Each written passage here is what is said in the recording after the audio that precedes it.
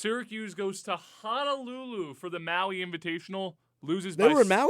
They were in Honolulu? They were in Honolulu. Really? Yeah. I didn't realize. Okay. Oh, really? Yeah. It wasn't all over the news or anything like that. But they lose game number 1 to 7th-ranked Tennessee by 17. Lose game number 2 to number 11 Gonzaga by 19.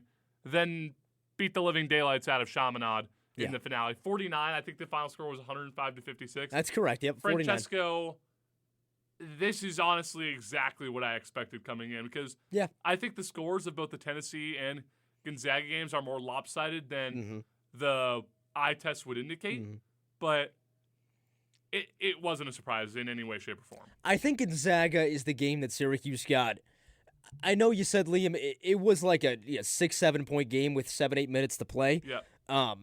To me, it felt like more than that. It felt like Gonzaga had controlled the game for the entirety of it, and that's because Syracuse got out-rebounded 2-1. Yep.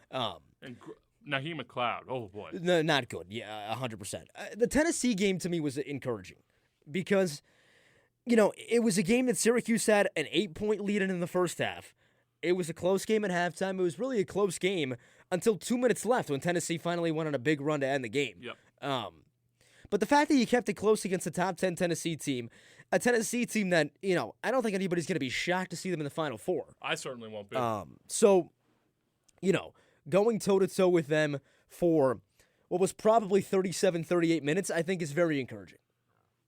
Yeah, I agree wholeheartedly. And when I look at how the schedule played out, you had 3 tune-up games for it. Then this was the big test. And one of the tune-up games, you almost lost the Colgate. One of the tune-up games, you were down by 24, and you still somehow miraculously emerged victorious. I did not expect them to come out and win these games. Let's not. They got a brutal draw, too. They absolutely did get a brutal draw. UCLA got to play Chaminade in round 2. Kansas got to play Chaminade in game number 1. Right. Regardless of what happened with Syracuse, they were going to play 2 ranked teams right out of the chute. They played Tennessee, and they played Gonzaga. If Gonzaga had won its first game, you know who they would have gone up against? They would have gotten Zach Edey and the Purdue Boilermakers. Zach Edey, the team that eventually wound up winning the Maui Invitational and the team that I think is going to win the national championship. By the way, year. Zach Edey is what Syracuse fans wish Naheem McLeod was at 7-4. Absolutely. I mean, Francesco, you brought up the Gonzaga game. I think Graham Ike, the Bulldogs' big man, far and away the best Syracuse has played in terms of the center position this season. He was a monster. He was unbelievable. Him and Naheem McLeod looked like they were in 2 completely different stratospheres. Yeah, 100%. And Ike is that physical presence, right? McLeod has maybe 5-6 inches on him in terms of height, but Ike's got the strength. And you can be as tall as you want. That's awesome. But you got to be physical down low. I mean, McLeod just doesn't seem to have that right now.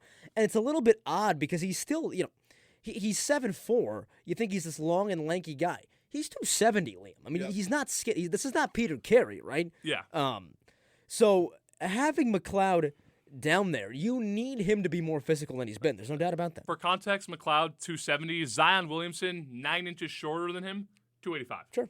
And, with that, that I think is the biggest question coming out of the tournament is Syracuse's interior defense, particularly at the center position, because when you get to the ACC play, when you get to see the Armando Baycots, the Kyle Filipowskis, the PJ Halls of the world. That's a big man you and I are going to get to know very well. I love PJ Hall. He's the best.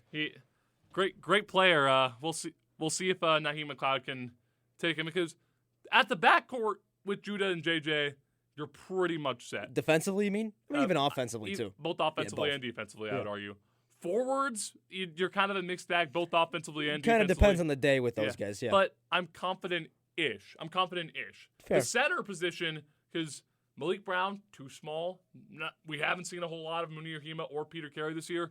The center position has me worried out the wazoo. Well, Munir Hema tried to enter the game against Gonzaga, and he wasn't on the roster. So Syracuse got assessed the technical for trying to play a guy who was not, the score sheet that they give out before the games? So I did this in high school, so I would know, before every game, you need to give the official score. It's like exchanging the lineup cards before a baseball game. Yeah, same idea. Exactly. Yeah. So he wasn't on that, and Syracuse got a technical for it. Yeah. Wow. Sure.